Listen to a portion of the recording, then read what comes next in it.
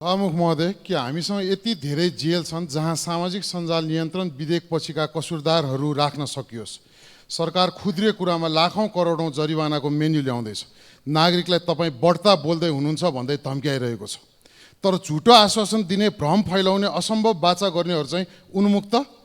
के यो विधेयक साँच्चै न्यायका लागि हो कि केवल सरकारको आलोचक दमन गर्ने हतियार? यदि कानुन सबैका लागि हो भने शक्ति र सत्तापट्ट झुट बोल्नेहरू पहिलो कारबाहीको सूचीमा पर्नुपर्छ। गङ्गालाल धर्मभक्तले लडेको अभिव्यक्ति स्वतन्त्रताको लडाइँ अहिले कुन बैलगाडाको चक्का खुस्किएर अड्किएको हो मैले बुझ्न सकेको छैन। सरकार त्यो बैलगाडाको चक्का लुकाउन खोज्दैछ। उता नागरिकहरू कृष्णसेन इच्छुकको कविता गुनगुनाइरहेका छन्। हाम्रा विचारहरूमा प्रतिबन्ध लगाउँदै, हाम्रो ओठहरूमा तालचा झुन्डाउँदै, तिमी भन्छौ गाउन त गाऊ तर यो गीत नगाऊ, हामी भने त्यही गीत गाइरहन्छौँ। नेपालको जय होस्।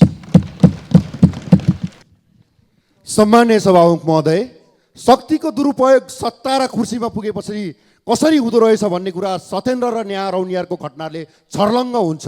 सरकार र यसका गृहमन्त्रीले दलित समुदायप्रति गरेको ज्यादती 3 करोड नेपालीले हेरिरहेका छन्। यसको साक्षी मानवाधिकार आयोग छ। प्रेम विवाह गरेकै कारण राज्य आतङ्कले गर्दा सत्येन्द्रको घर रित्तो बनेको छ। सत्येन्द्रकी आमा र मामालाई पनि बाल विवाहको मुद्दाको धाक धम्कीका कारण आफ्नो घरबाट विस्थापित हुनुपर्ने कस्तो नियति हो सभामुख महोदय? जात, धर्म, वर्ग सबै खाले विभेदलाई अस्वीकार गर्दै सर्लाहीका यी जोडीले आफ्नो प्रेम विवाहलाई विजय गराए, कानुनी रूपमै वैध बनाए। तर दलित युवक भएकै कारण शक्तिको आडमा काङ्ग्रेस निकट उनका बुवा सुरेन्द्र रौनियालले सत्येन्द्रको परिवार नै विचल्ली हुनु गम्भीर विषय हो। सत्ता र शक्तिको दुरुपयोग भएको छ। सम्माननीय सभामुखज्यू मार्फत शक्तिको दुरुपयोग गर्ने दोषीलाई तुरुन्तै कारबाही गर्न रुलिङ होस्। यो परिवारको जीवधनको रक्षा गरियोस्। धन्यवाद। माननीय सदस्य शिशिर खनाल। सम्माननीय सभामुख महोदय, नेपाल सरकारले झन्डै 10 वर्ष अघि कुवेतमा महिलाहरूलाई घरेलु कामदारको रूपमा पठाउन प्रतिबन्ध लगायो। तर अहिले त्यहाँ काम गर्ने नेपाली महिलाहरूको सङ्ख्या भने 2 गुणा बढेर 50,000 जना जति भएको छ। एकातिर नेपालले प्रतिबन्ध लगाउने, अर्कोतिर हाम्रो स्थापित नीतिलाई खिल्ली उडाउने गरी बढेको यो सङ्ख्याले नेपालको वैदेशिक सम्बन्ध र कूटनैतिक क्षमता स्खलित भएको स्पष्ट देखिने मात्रै होइन, कामदारको रूपमा जाने महिलाहरूको सुरक्षामा पनि चुनौती थपेको छ। कुवेत पुगेका महिलाहरू अत्यन्त कम तलबमा काम गर्न बाध्य छन्। उहाँहरूले मानसिक र शारीरिक शोषण सहनु परेको छ। सुरक्षा खोज्दै आउनेहरूलाई नेपाली राजदूतावासको 8 जना अट्ने सेल्टरमा 40-50 जना राख्नु परेको छ। न रोक्न सक्ने न सुरक्षा दिन सक्ने नीतिले बिचौलियालाई मात्रै फाइदा पुगेको छ। गैर कानुनी तरिकाले नेपाली महिलाहरूलाई कुवेत पुर्याउन संलग्न सबैलाई कारबाहीको दायरामा ल्याउन र सुरक्षित तथा उचित आम्दानी दिलाउन सक्ने गरी नीतिगत सुधार गर्न म सम्माननीय सभामुख मार्फत नेपाल सरकारसँग आग्रह गर्दछु। धन्यवाद। माननीय सदस्य शेरबहादुर कुँवर। सम्माननीय सभामुख महोदय, यही माघ 11 गते पञ्चायतकालको नमिता सुनिता काण्ड पुनरावृत्ति हुने गरी बाख्रा चराउन गइरहेका बेला अछाम ढकारी गाउँपालिका वार्ड नम्बर 8 पल्साताका 15 र 14 वर्षीय ईश्वरा सरस्वती खड्काको हत्या गरेको घटनाले त्यो क्षेत्र शोकाकुल छ। हत्यामा मारिनुभएका ईश्वरा र सरस्वती खड्काको आत्माको चित शान्तिको कामना गर्दै भावपूर्वक श्रद्धाञ्जली अर्पण गर्दछौँ।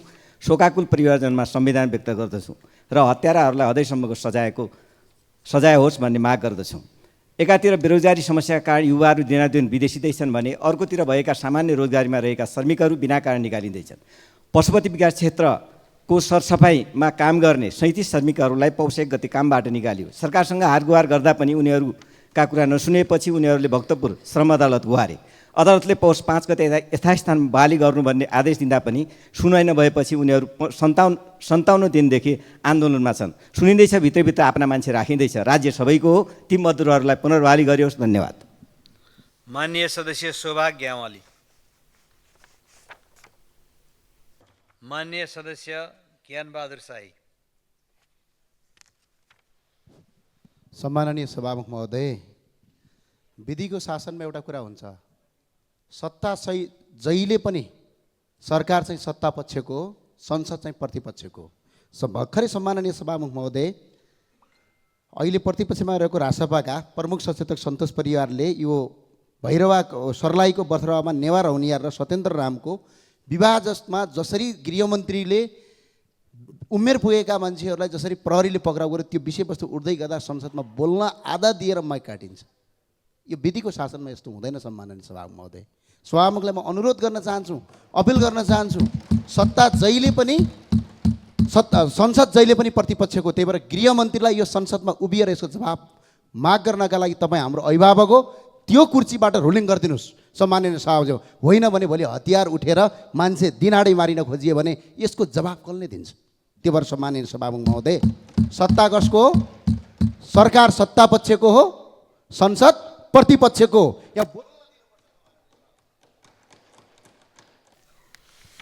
सम्मान्य सभामुख महोदय, नेपालकै उल्लेख्य सडक पूर्वाधारहरू मध्येको एक 50 वर्ष पुरानो 174 किलोमिटर लामो पृथ्वी राजमार्गको लगभग 72 किलोमिटर खण्ड तनहुँ जिल्लामा पर्दछ। एडिबीको सासेक कार्यक्रम अन्तर्गत 20 करोड डलरको ऋणमा आबु पोखरा खण्डको अहिले स्तरोन्नति र विस्तार भइराखेको छ। करिब 40 किलोमिटर खण्ड मेरै निर्वाचन क्षेत्रमा पर्दछ। गत वर्ष चुनाव जित्दै गर्दाखेरि धुलाम्मे रहेको केवल 20% मात्र कार्य सम्पन्न भएको चाहिँ त्यो आयोजनामा अहिले 80% पुगेको छ। एउटा अन्तर्राष्ट्रिय मापदण्डको सडक मेरो तनहुँ जिल्लामा बन्दै गर्दा हर्षित पनि छु, गौरवान्वित पनि छु। तर यो चिल्लो ठुलो फराकिलो सडक सँगसँगै सडक दुर्घटनाहरू पनि बेपत्ता बढिरहेका छन्। औसतमा गत 3 वर्ष करिब 25 जनाको ज्यान गएको छ। यो साल मात्रै 46 जनाको ज्यान गएको छ। र जिल्ला प्रहरी नेतृत्व र सडक इन्जिनियरहरूसँग छलफल गर्दाखेरि 1500 जति सडक सङ्केत, डुम्रे दमौलीमा ट्राफिक लाइट, CCTV क्यामेरा र जोखिमयुक्त घुम्तीहरूमा ट्राफिक निगरानी बढाउनु पर्ने आवश्यकता देखिएको छ। मान्य सदस्य हरि ढकाल। सम्माननीय सभामुख महोदय, नयाँ पार्टी र हाम्रा पार्टी सभापतिमाथि रूढिग्रस्त सत्ताधारीहरूले जुन किसिमको राजनीतिक प्रतिशोध साँचेका छन् यसको म विरोध गर्न चाहन्छु, निन्दा गर्न चाहन्छु। सम्माननीय सभामुख महोदय, देशैभरि 26,087 सामुदायिक विद्यालय छन् जसलाई दलीयकरण र राजनीतिकरणका कारण कुन अवस्थामा छ, शैक्षिक गुणस्तर कस्तो छ हामी सबै जानकार छौँ। 2080 साल साउन 6 गते सम्मानित सर्वोच्च अदालतले स्थानीय निकायका वडाध्यक्षहरूलाई सञ्चालक समितिको अध्यक्ष बन्नबाट रोक लगाउने आदेश जारी गरेको छ, तर उक्त आदेश कार्यान्वयन भएको छैन। सम्माननीय सभामुख महोदय मार्फत म सम्बन्धित निकायलाई, नेपाल सरकारलाई गम्भीर ध्यानाकर्षण गराउन चाहन्छु कि सम्मानित अदालतको आदेश कार्यान्वयन गराइयोस्, अभिभावकहरूलाई सञ्चालक समितिको अध्यक्ष बनाउने व्यवस्था तत्काल पहल गरियोस्। धन्यवाद। मान्य सदस्य शोभिता गौतम। सामान्य सभामुख महोदय, हिजो विधान सम्बन्धमा व्यवस्था गर्न बनेको विधेयक यो सदनबाट पारित गर्दै गर्दा कानुन समितिले विस्तृतमा छलफल गरी कानुन मन्त्रीकै उपस्थितिमा छलफल गरी सर्वसम्मतिमा पारित गरेको प्रतिवेदन उप सरकारले संशोधन प्रस्ताव गर्यो, तर सत्ता पक्षका एक सांसदले प्रस्ताव गरेको संशोधन स्वीकार गरेको भनेर जो आँखामा छारो हाल्ने काम भयो, यो संसदीय अभ्यासमा, संसदीय इतिहासमा एउटा अत्यन्त गलत नजिर स्थापित भयो सभामुख महोदय। अब समितिबाट पारित भएर आएका हरेक प्रतिवेदनमाथि सरकारले फेरि संशोधन राख्न पाउने नजिर स्थापना भएको छ सभामुख महोदय। यो गलत नजिर स्थापना गरेका कारण, संसदीय अभ्यासमा हस्तक्षेप गरेका कारण हिजोको दिन संसदीय इतिहासको एउटा कालो दिनको रूपमा दर्ज भएको छ सभामुख महोदय, र आम जनताले हेरिरहेका छन् सभामुख महोदय, किनकि हाम्रा सबै काम, हामीले बोलेका सबै क्रियाकलापहरू पब्लिक अडिटमा छन् सभामुख महोदय। विधि विपरीत कुनै काम नहोस् र गलत नजिर स्थापना गर्ने काम यो सदनबाट नहोस् सभामुख महोदय। गलत नजिर स्थापना गर्ने र साक्षी हुने, गलत नजिर स्थापना गर्नको लागि साक्षी हुने सबैको सचेतनाको लागि यो विषय उठान गरे। धन्यवाद। माननीय सदस्य सरिता भुसाल।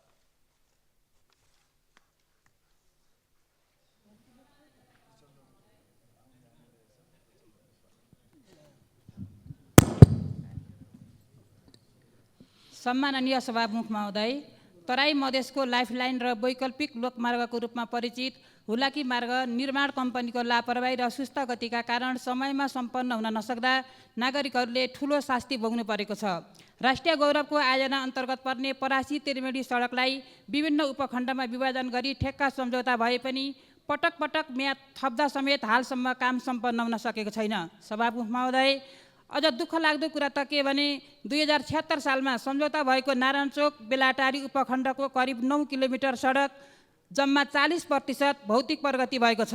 पटक पटक सम्मानित सदनमा सरकारको ध्यान आकर्षण गराउँदा र प्रतापपुर गाउँपालिकाका अध्यक्षसहित जनप्रतिनिधिहरू आमरण अनसन बस्दा समेत निर्माण कार्य अगाडि नबढेकोले स्थानीयवासीहरू रुष्ट भई सम्झौता तोड्न दबाब दिइरहेका छन्। तसर्थ निर्माण व्यवसायीलाई सम्पर्कमा ल्याई यथाशीघ्र काम सम्पन्न गराउन सभामुख मार्फत सरकारको ध्यान आकर्षण गराउँछु। धन्यवाद।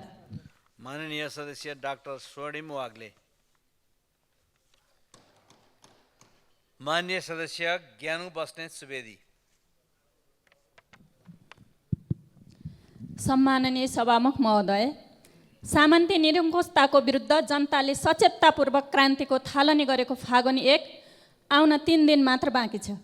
तर सत्ताधारीहरू जनताको महान बलिदानी दिवसलाई बदनाम गर्न लागि परेका छन्। प्रधानमन्त्रीबाट बिना प्रसङ्ग जनयुद्धलाई हिंसा भनेको सुन्नु परिरहेको छ। उहाँको बोलीमा लोली मिलाएर संसद र संसद बाहिर सत्ताधारीहरू हिंसाको सुगा रटाई गरिरहेका छन्।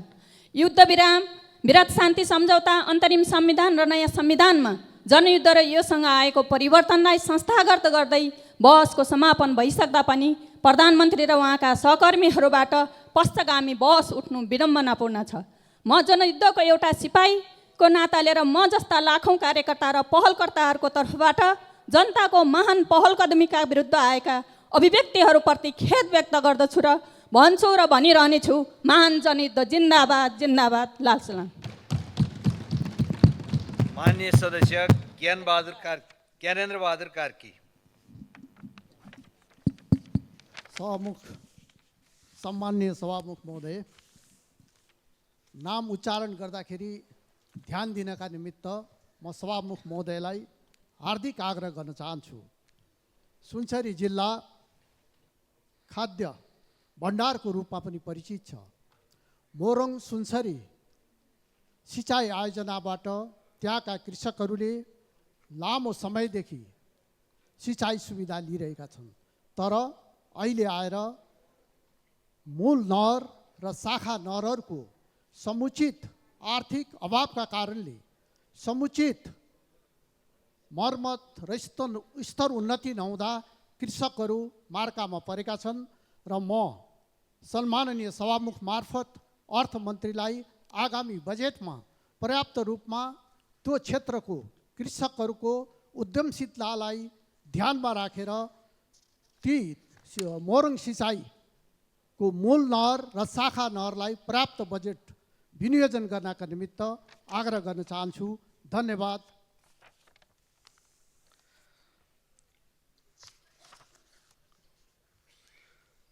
माननीय सदस्यहरू, शून्य समयमा माननीय सदस्यहरूले बोल्ने क्रम यही समाप्त हुन्छ। माननीय सदस्य हितबहादुर तामाङ।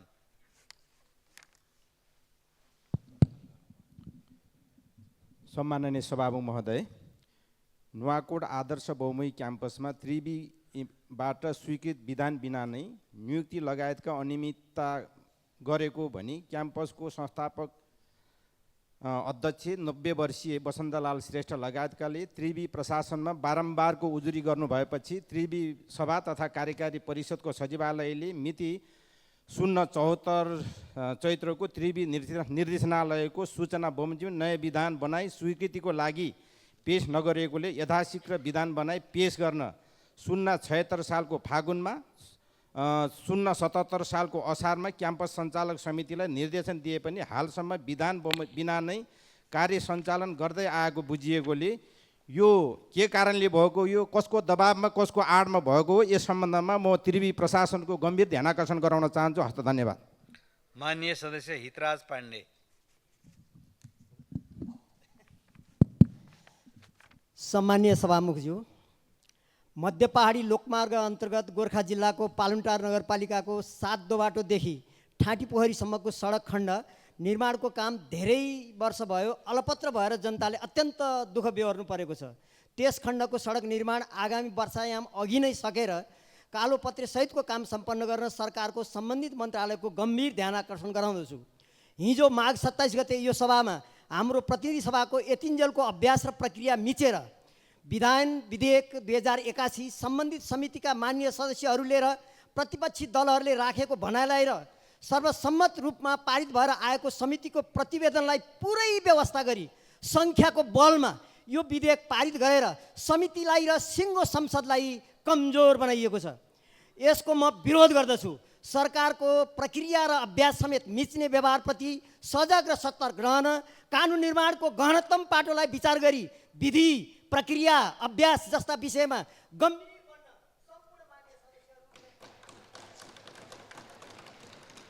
माननीय सदस्य हेमराज राई।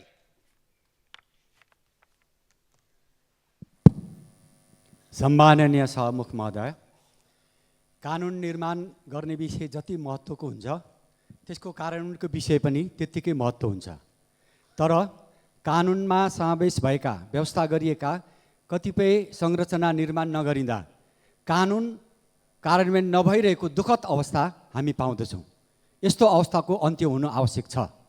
यसै सन्दर्भमा सभामुख महोदय, 2075 सालमा निर्माण बनेको उपभोक्ता संरक्षण ऐन कार्यान्वयनको लागि वर्तमान सरकारले भर्खरै एउटा उपभोक्ता अदालत गठन गरेको छ।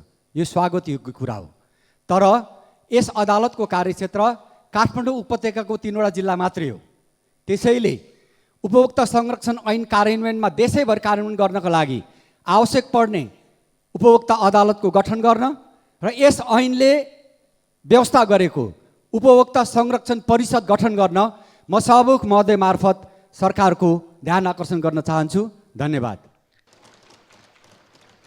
माननीय सदस्य सङ्गीता मण्डल धानुक।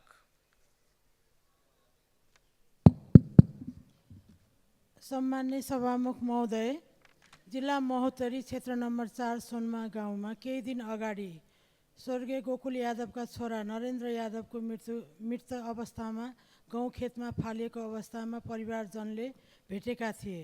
मृतकका परिवारलाई राहत र दोषीलाई कडाभन्दा कडा कारबाहीको माग गर्न चाहन्छु, नेपाल सरकारसँग माग गर्न चाहन्छु र शोकसन्त परिवारलाई धैर्य धारण दिन ईश्वरसँग प्रार्थना गर्दछु। र अर्को कुरा, मेरो तरकारी किसानलाई शीत भण्डार र क्यालेन्डर नहुँदा किसान उत्पादन गरेका वर्षेनी खेर जाने हुनाले सरकारको ध्यान आकर्षण पनि गर्न चाहन्छु। धन्यवाद।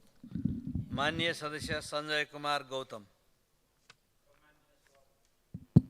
सम्माननीय सभामुख महोदय, बर्दिया जिल्लाको सदरमुकामलाई राजमार्गसँग जोड्ने अति नै रणनीतिक महत्त्वको सडकमा रहेको पुल भत्किएर 2072 सालको बाढीले भत्काएर हामीले साह्रै नै दुःख पाएका थियौँ।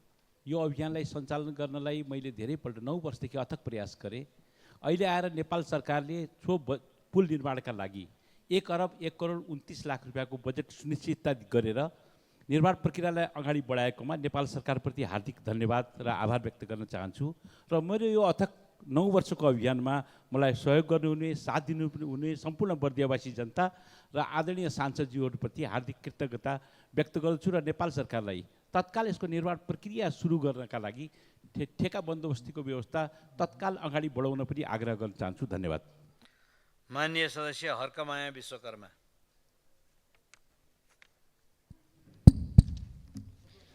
सम्माननीय सभामुख महोदय, अहिले सामाजिक सञ्जाल एउटा विषयले अत्यन्तै छाएको छ। झापा जिल्ला शिवसतासी नगरपालिका 11 बस्ने 21 वर्षीय युवती विवाहित भए तापनि उनी 4 वर्षदेखि माइती घरमा बस्दै आएकी रहेछिन् र उनी मानसिक रोगी भई औषधि खाइरहेको अवस्था रहेछ। यस्तो अवस्थामा उनले गत पौषमा एकजना बच्चाको जन्म दिइसकेपछि छर छिमेकीले बच्चाको बुवाको सोधपुछ गर्न थाले। सोही ठाउँ गरिसकेपछि सोही ठाउँका सङ्ग्रौला थरका 79 वर्षे वृद्धा हो भनी देखाइसकेपछि अहिले सामाजिक सञ्जालमा महिला र नवजात शिशुको गोपनीयतालाई ख्याल नगरी केही युट्युबरहरूले खुल्याम अन्तर्वार्ता लिने कार्य गरिरहेका छन् र ज्योतिषहरू त्यो बच्चाको भविष्यवाणी गरिरहेका छन्। टिकटकहरूले टोल बनाइरहेका छन् र समाजले मजाक